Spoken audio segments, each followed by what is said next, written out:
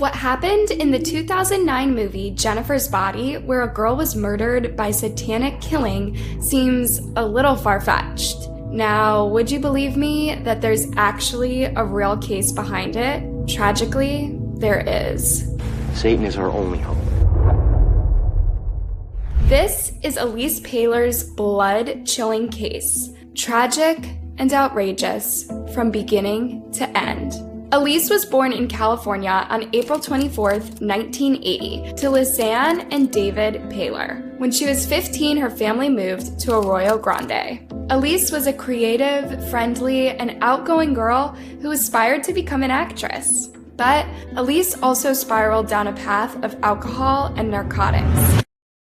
When her parents became concerned, they sent her to Mariposa Recovery Center. There, she met 15-year-old Jacob Delishmut. He came from a religious, fanatic home and had become an angry metalhead. Through Jacob, Elyse met 14-year-old Joseph Fiorella and 16-year-old Royce Casey. The three were in a band called Hatred, which was an ode to Slayer. But as you probably know, Slayer's lyrics often revolve around death, torture, occult practices, and Satanism. Joseph was obsessed with the occult. He also managed to get the others interested to the point where they robbed graves. Elyse's friends tried to warn her against this group, but Elyse continued hanging out with them, thinking that maybe her friends were being too judgmental. She couldn't be more wrong. During one of their band practices, Joseph asked the others if they'd be down for sacrificing a virgin. He claimed this would help their band gain more success. Outrageously, the other boys said that they were down. According to them, Elyse would make the perfect sacrifice because she was blonde, blue-eyed, and a virgin. Also, she trusted them, which made her easy prey.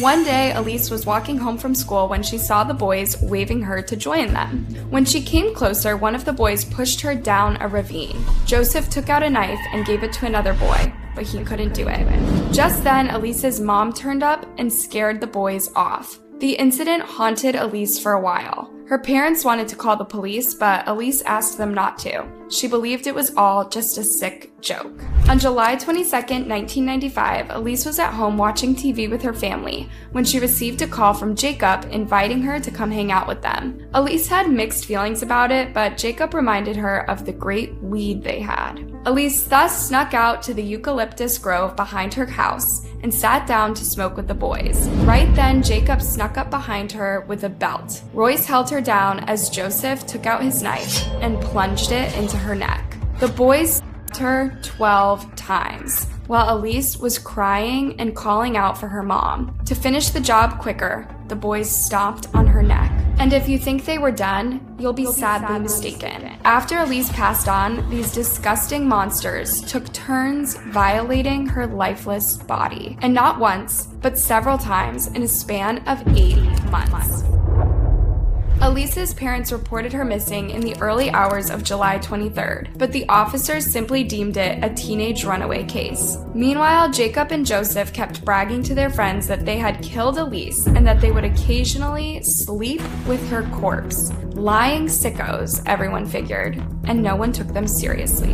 In March 1996, it was Royce, not the police, who uncovered the case. He was battling his conscience and had even converted to Christianity. He was remorseful and afraid that Jacob and Joseph would kill him. By now, they were making clear references to this in their songs. When Jacob and Joseph were arrested, they claimed that they were under the influence of Slayer when they committed the murder. All the boys were tried as adults and sentenced to 25 years to life in prison.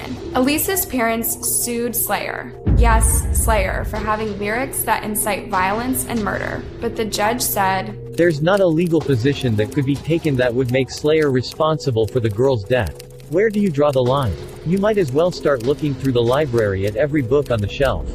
In 2022, Royce was released, and Elise's family said they were okay with it. If it wasn't for him, Elise's remains might have remained hidden forever. He expressed huge remorse and seems to be ready to start afresh. However, the pain will stay forever with Elise's grieving parents. Something is wrested from you, a piece of your heart. That's what it feels like. The pain, it's so great. It's as great as any physical pain, anything you can imagine. Thanks for watching, you guys.